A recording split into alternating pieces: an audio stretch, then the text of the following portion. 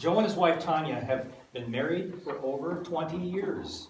They have 3 adult children. Joe is a speaker, consultant, and writer. As a speaker, Joe delivers an unforgettable message about living and the power of the human spirit.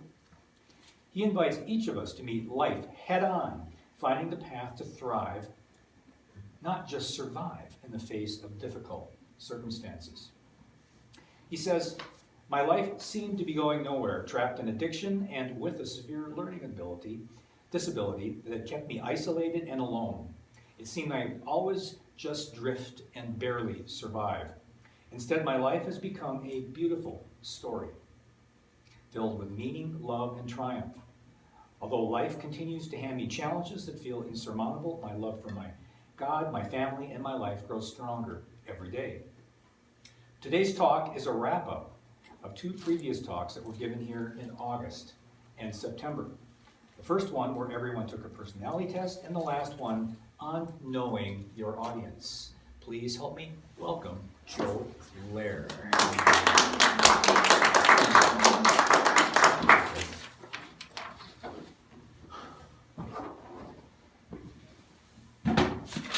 None of these coordinate.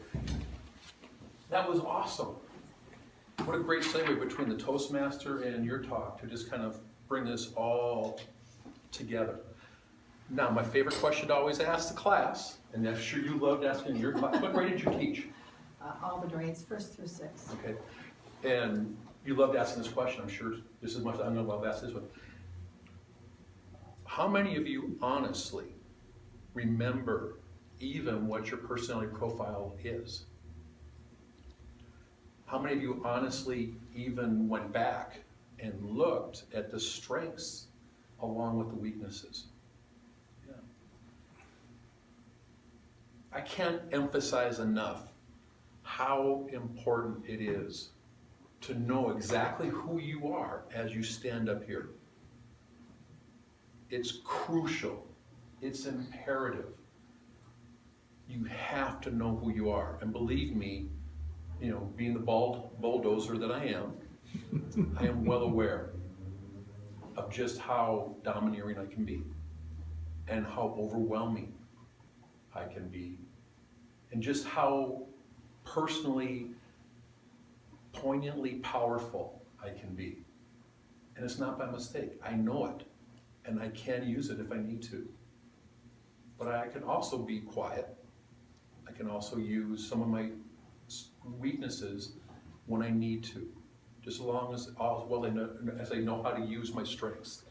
And I encourage you still so emphatically, study, and then study some more. Because if you really want to be a public speaker, you need to know who you are. You need to know all your strengths. And you need to take all those weaknesses, because you can fortify those weaknesses into some strengths. I am not an extrovert. I'm an introvert. I'm extroverted most of my time during the day. I'm extroverted.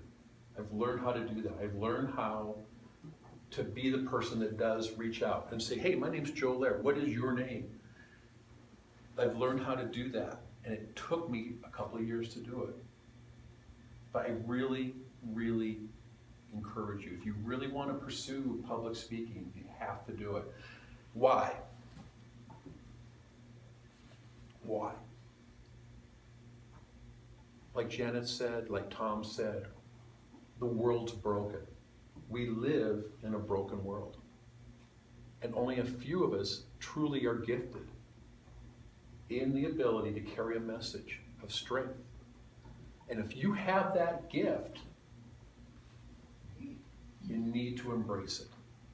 I was working with a kid a couple weeks ago, and it was in an interfaith council meeting.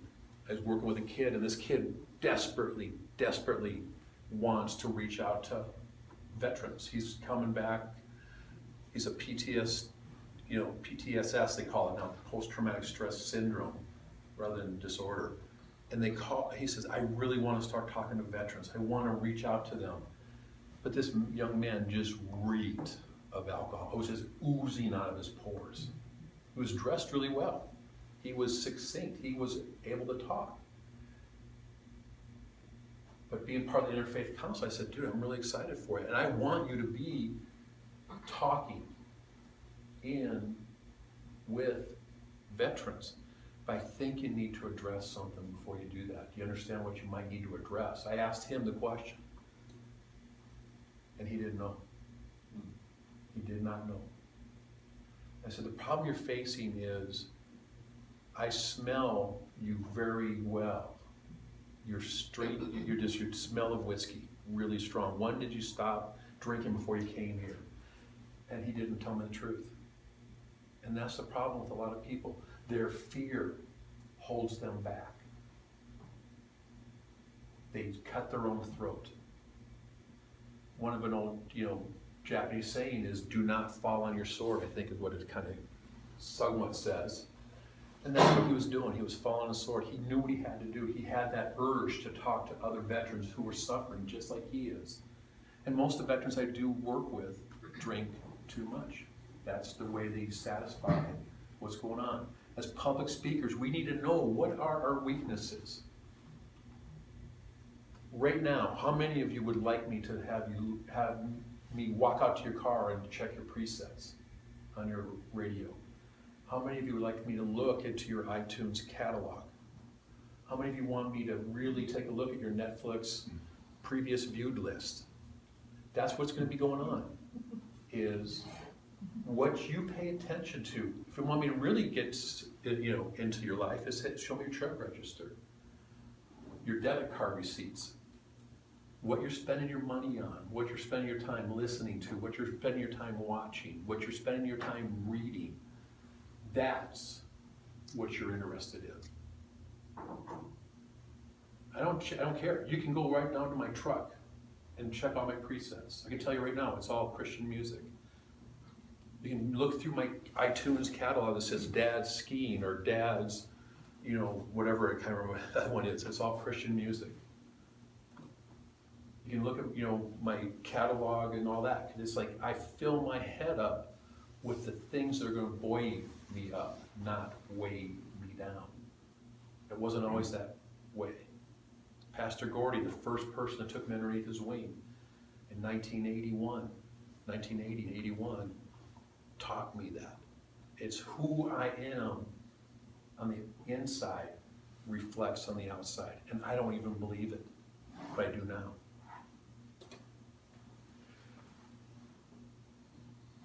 One of the quotes I've lived by probably the longest is, I think it came from St. Thomas, the Gospel of St. Thomas that did not get brought into the Bible. Some people say it's something else, but what it says is, if you bring forth what is within you, it does have the power to save you. If you do not bring forth what's within you, it has the power to kill you. And when I heard that the first time, I thought, yikes. But as I learned how to work with it, and like Janet was saying, and like Thomas said, it's our brokenness. If we lead with our brokenness and show people, this is the reality of my life. Because, it's like some of you have heard some of the stories of my life. Some of them have been pretty horrific. But some of them have been pretty fun. But it's learning how to handle those things. I call them the rearview mirror problems of my life. When I'm right in the midst of it, it's scarier than heck. And it's whatever I turn to first is what's going to tell me how quickly the recovery is going to be. Right after my mom died, on Thursday, the 24th of August, I learned that power of attorney means you have power of attorney until they die. I thought it meant you had power of attorney and that carried on. So all the plans I had made for my mom's funeral were thrown in the wastebasket. And there was something else was going to be happening. And I was a little angry. And I'm not a guy that usually swears, but believe me, I had the swear words in my back pocket. My boss, my employer, called me at 8 o'clock Friday morning, the 25th of August, to say, hey, I heard your mom has passed. I'm in town. I just want to say I'm sorry. I want to see you. And I was swearing. And luckily, the connection was not that good. So he didn't really, he graciously may have just said, there's a bad connection, I can't hear you, so I'll just see you. I don't know for real what was happening. An hour and a half later, I got to see my employer. And believe me, my employer is a great guy. I worked with this man for 22 years, but he's about that deep. But he said something to me that still today just freaks me out, which is spiritual planes of existence. I've known about spiritual planes for all my life. But he just said, which plane are you on, and do you really want to join their plane? And that's what I was doing. I was joining them. And I was angry. And I wanted to retaliate. I just thought, no, I don't want to do that. I'm going to do something else. I want you to know something which is true. I have, like Tom said, I love y'all, but not that much. But there are people that I love deeply. And they literally have power in my life. And every single person that's in my life that has that much power is smarter than me. Because if I'm the smartest person when I meet somebody, I'm in a weak relationship. If they have power over me and they have more, and I have more smarts, if I'm a brighter light bulb than they are, I need to find another light bulb. I've had to learn how to gauge people. I've had to learn how to really, really understand them. When I lost Sam Summers, who was probably the second or third best mentor of my life, I had a really hard time. And I was going through that. It was like, how do I find someone to replace Sam? Well, I did. But at the same time, I was also asked to be a mentor. And most of y'all know who Mecklin is. And Mecklin asked me to be his mentor. How many of y'all have a mentee? That will tell you how many people you're leading and how valuable you are as a leader. And the scariest thing is I've had to tell Mecklin a couple of times in the last year, is how scary it is for me to be his mentor. Because if I tell him what to do, I know he's going to do it. There's a lot of power in that. But you need to know who you are. And the main thing I had to do was also find out, if I'm going to bring Mecklin into my life, how much of a dust cloud, remember the old Pigpen character from Peanuts? Everywhere Pigpen went, that little dust cloud came with them.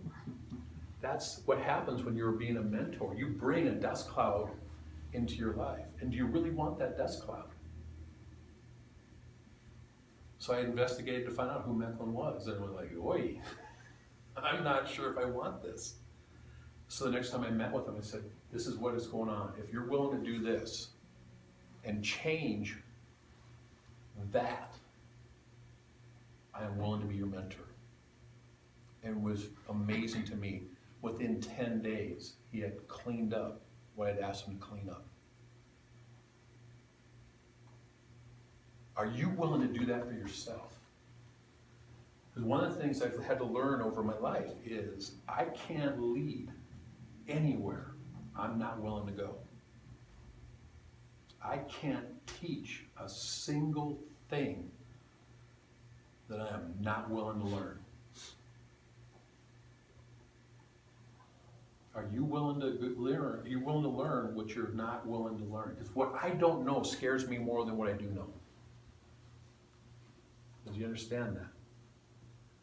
What I don't know scares me more than what I do know. I've had to really investigate that and figure out what is it about public speaking, about writing, that I don't know. Am I willing to learn that? Because it's like the world is changing so fast. A lot of us are ballpark within 10 years of each other. Stephen being the youngest. How long did it take color TV to become popular and move into everybody's house? It took about 15 years. How long does it take for the new iPhone to move into someone else's house.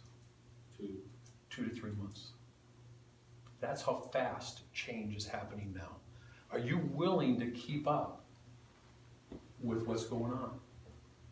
Do you know what's going on in younger people's lives? You're talking about that with young people. You're in the classroom. You know how chaotic their life is. Most of these kids are dealing with their little cell phones of life, and they're scrolling and they're swiping and they're fingerprinting and all that stuff. At the 5th grade, at the 6th grade, young kids are addicted, literally addicted. And that's the most up and coming current problem facing America today is, like Tom said, how fast news travels. When Pearl Harbor was bombed, how long did it take for the American public to know it had happened? A couple of days. When the Twin Towers came down, how long did it take for the American public to know? Moments of time. And even faster it happens now, today. We're talking to people. I'm 60, and I'm mentoring people in their 20s. I need to know what's going on in their lives. So I need to know me. I need to know what my strengths are, what my weaknesses are, and can I honestly keep up or even understand what's going on? And the answer is yes, because I know me, and I'm willing to listen to them. So I'm Toastmasters, I really encourage it, because public speaking's incredible. Every time I speak, I record myself. Why? Because I want to know what I'm doing wrong. I want to know what it is I'm messing up on. I want to know, am I staying pertinent? Am I carrying a message that's worth listening to? Because I post most of those videos on YouTube. I get feedback from specific people across the country in different age brackets that evaluate me to make sure I'm still doing things that are worthwhile. So please, keep track of yourselves. See what's going on, and let's find out. And like I challenged us last time, let's be the best we can be so we can be the best club in the valley. Thank you.